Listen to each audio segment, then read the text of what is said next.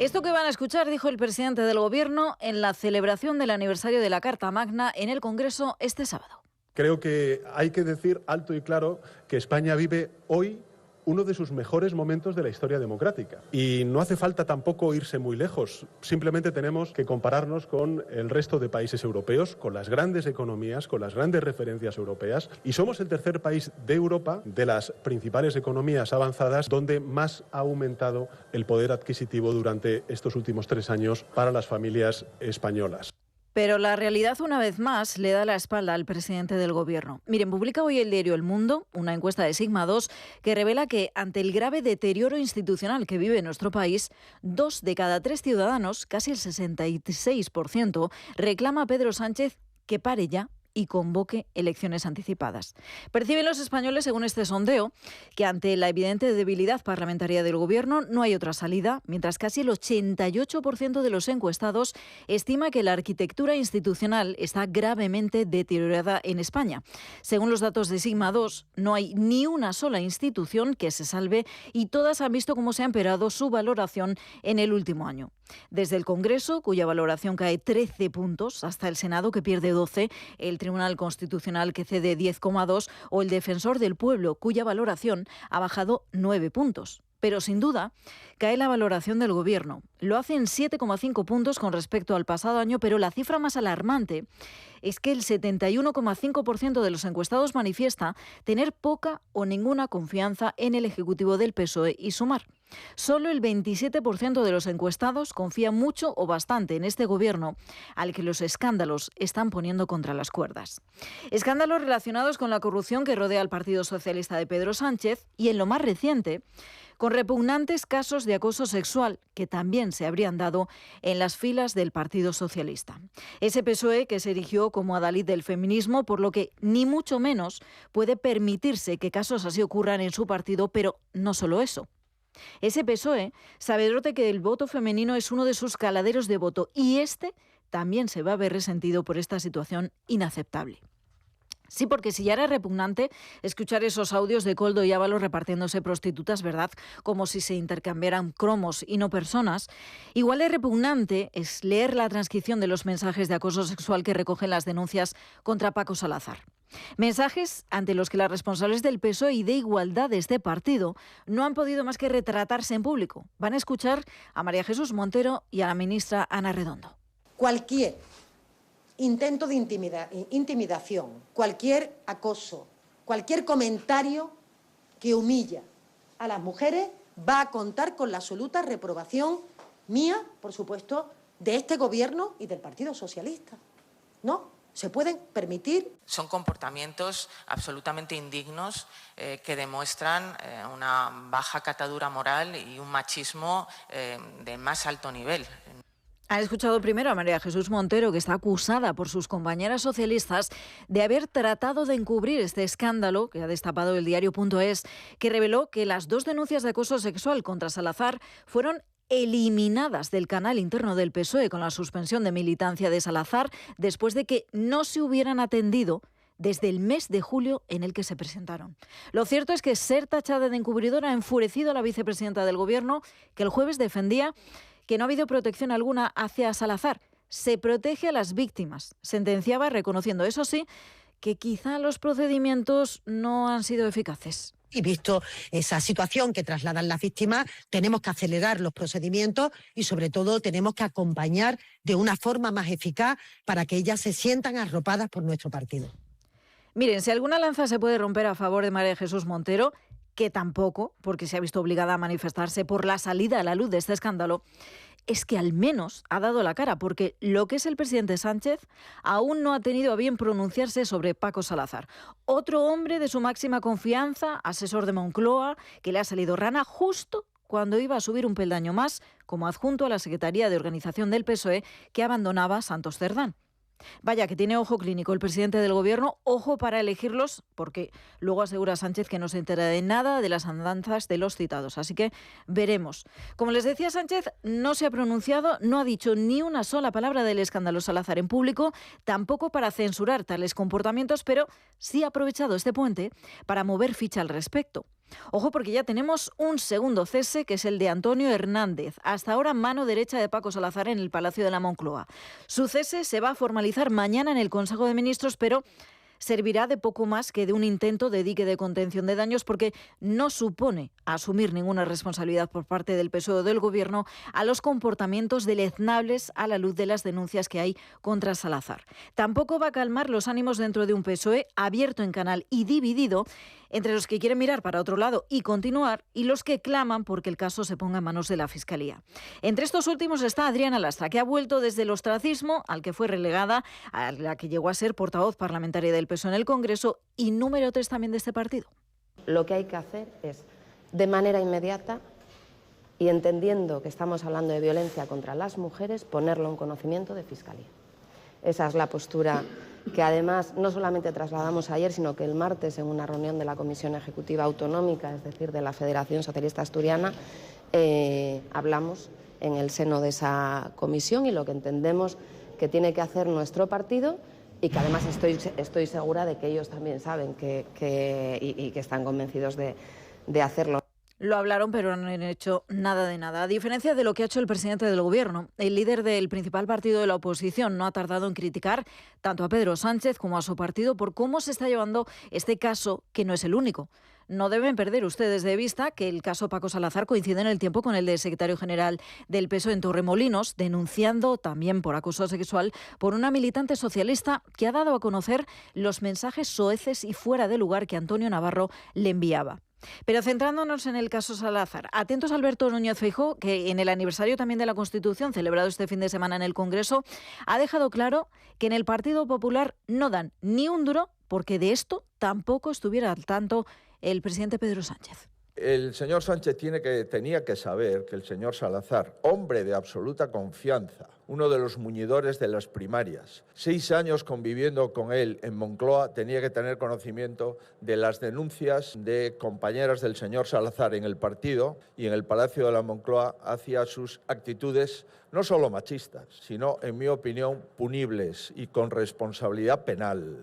Y, como siempre, lo sabía y lo tapó. Feijóo, por cierto, que ante la pregunta por los mensajes de WhatsApp de Salomé Pradas y Carlos Mazón, se han parado en que con la elección de Pérez Llorca como nuevo presidente valenciano, el PP ha pasado página definitiva en el gobierno valenciano. Ha señalado el líder del PP que está convencido de que Mazón ha dicho aquello que considera que es verdad y que él no tiene más que añadir. Así que la vista está puesta ahora en Pilar Montes, que es la directora general de la Secretaría del Gabinete del expresidente Mazón, que va a declarar esta semana ante la jueza de la Dana. Montes declara, según la magistrada, dada esa proximidad por su cargo con el resto de las personas del núcleo duro de Mazón en el gobierno valenciano. Así que, como ven, no hay partido político que escape a los escándalos y a las polémicas. Y luego nuestros políticos se preguntarán por qué el gobierno y los partidos están entre los principales problemas mencionados por los ciudadanos de nuestro país. Problemas que, cuando se mezclan con víctimas mortales, como en la Dana, o con víctimas de acoso sexual o prostitución, como en el caso de Ábalos, Koldo, Salazar o Navarro, levantan la náusea más profunda en la ciudadanía que, como les decía al principio, según los últimos sondeos, que no el CIS de Tezanos, claro está, reclama las urnas para manifestarse cuanto antes. Es radio. Es noticia con Noelia Bautista. Este partido lleva muchos años trabajando siempre a favor de la igualdad y a favor del feminismo, y en esa misma dirección vamos a continuar. Y, por supuesto, manteniendo siempre nuestra repulsa más absoluta ante cualquier conducta o comportamiento machista. O sea que máxima repulsa, máximo rechazo ante cualquier comportamiento machista y, por supuesto, todo nuestro apoyo y refuerzo, lógicamente, hacia las víctimas. ¿Qué tal, señores? Buenas tardes, bienvenidos a Es Noticia. En el Partido Socialista y en el Gobierno, lo acaban de escuchar de la boca de la ministra portavoz Pilar Alegría, siguen tratando de frenar el escándalo, pero no hay manera de justificar que hayan actuado tan tarde. En el Partido Popular lo saben y por eso han decidido llamar a comparecer a Paco Salazar a la comisión de investigación del caso Koldo, que se celebra en el Senado, alegando que formó parte de las primarias que auparon a Sánchez como secretario general de los socialistas junto a Santos Cerdán y Koldo. En el Partido Popular Popular quieren que Salazar explique todo lo sucedido con las mujeres que le acusan. Alicia García es la portavoz de los populares en la Cámara Alta. Ahora Sánchez quiere silenciar el escándalo sexual con ceses de segunda o de tercera, pero que llegan muy tarde, que se quedan muy cortos y que además nosotros no admitimos un cierre en falso del caso Salazar. Vamos a llegar hasta el final. Por todo ello, anuncio que Paco Salazar tendrá que rendir cuentas en la Comisión de Investigación del caso Koldo en el Senado.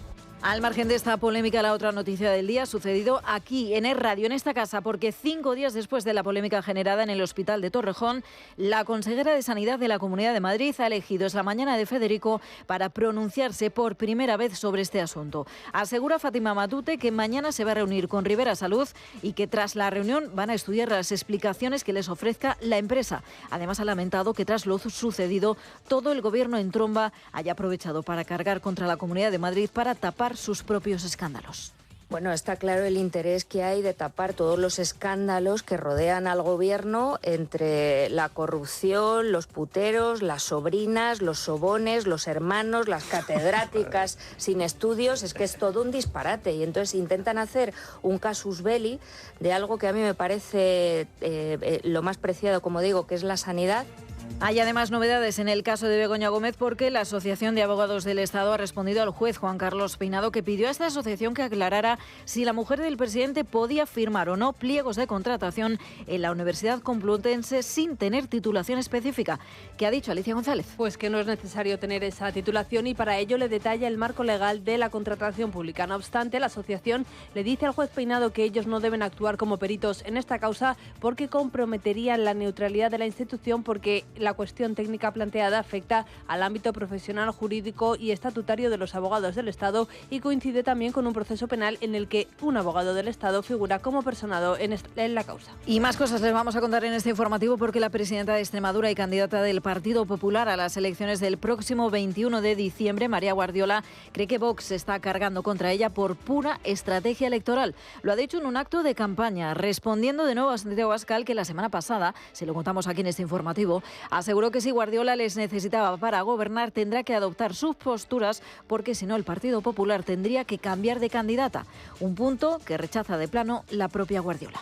Bueno, yo creo que es evidente que al señor Abascal no le caigo nada bien. Debe tener algún problema personal conmigo porque no debe estar acostumbrado a que alguien le lleve la contraria y por eso lo que hace es pedir que pase por el aro, pedir mi cabeza o atacar o insultar, porque, insisto, él no debe ver bien que haya mujeres que lideremos y además lo hagamos con firmeza. Y sepan también que España ha rechazado este lunes en Bruselas la propuesta legislativa de la Unión Europea para regular el retorno de los inmigrantes. También ha rechazado la relativa a establecer un tercer país fuera de la Unión para trasladar a los inmigrantes, como hace Italia, al considerar que puede vulnerar los derechos humanos. Ha sido en la reunión de ministros de Interior Europeo a la que ha acudido el ministro Fernando Grande Marlaska. Sabéis que España además está absolutamente involucrada en la lucha contra la migración irregular. Estamos trabajando con los países de origen, de tránsito, estamos desmantelando organizaciones criminales sobre el terreno, pero eso no debe de implicar el garantizar, quiero decir, los derechos de las personas que huyen de países por razones ideológicas, políticas.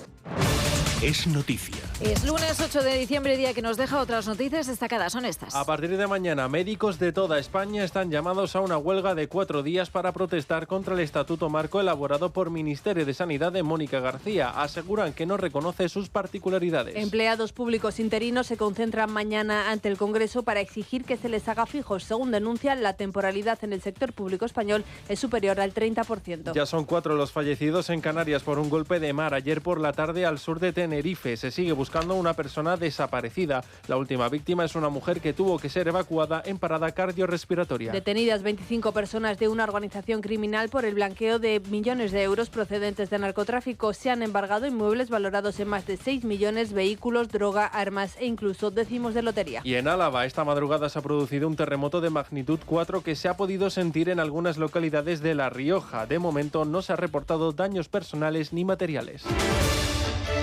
Y como saben, sigue en marcha además la operación especial de tráfico con motivo de este puente. Hoy es día de regreso para muchos, por lo que en este punto del informativo nos vamos hasta la Dirección General de Tráfico para saber cómo se está circulando a esta hora de GT. Alejandro Martín, buenas tardes. Muy buenas tardes, ¿qué tal? Hasta ahora estamos pendientes de varios accidentes en Alicante, en la 31 en Villena, hacia la capital alicantina, ya en Cádiz, en la 7 en los barrios Dirección Málaga, también dificultades por accidente en Sevilla, AP4 Las Cabezas de San Juan, hacia la capital hispalense, y en la entrada a Madrid en la 6, ya en el entorno de Majadahonda. Se complica la entrada a Madrid en la 1 en Lozoyuela y en Molar, la 42 en Parla y la 6 en Torrelodones, la salida por la 3 en Rivas, en Toledo en la 5 desde Talavera hasta Maqueda, todo ello dirección Madrid, también en Ciudad Real, la 4 Almuradiel, sentido Andalucía, y en esta misma 4 en Jaén, Bailén, ya en dirección norte, en dirección a la provincia de Ciudad Real. Tráfico bastante intenso también en Huesca, en la 23, en Sabiñánigo, en dirección a la capital oscense. Gracias, Alejandro. Y en cuanto al tiempo, predomina el tiempo estable, aunque hay avisos en algunas autonomías. Lo peor está en Galicia, donde el viento provoca olas de varios metros.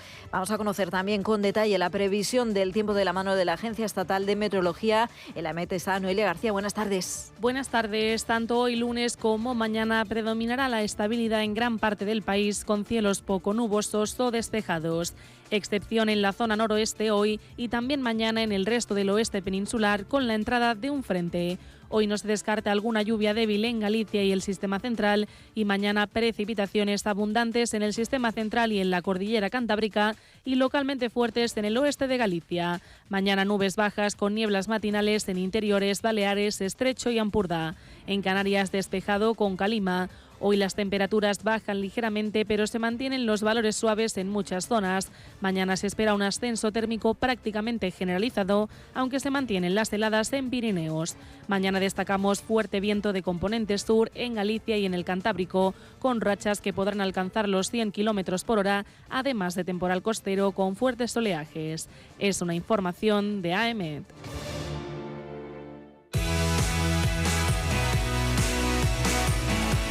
Y además en este informativo, a partir de las 3 menos 10 llegará todo el deporte. De momento nos vamos a quedar con el avance. Sergio Valentín, muy buenas tardes. Buenas tardes. Xabi Alonso ya tiene un ultimátum. Si no gana el Manchester City el miércoles en el Santiago Bernabéu, será despedido. Es más, ayer Florentino Pérez, reunido con su junta directiva, estuvo a punto de echarle tras perder 0-2 ante el Celta de Vigo, un partido que hace que esté a 4 puntos del FC Barcelona, y además fueron expulsados los dos laterales, Álvaro Carreras y Fran García, y además lesionado Eder Militao. Y así llegamos a las 2:17, la 1:17 en Canarias. Unos instantes de publicidad y vamos con el caso Salazar y el inicio de la purga en el PSOE.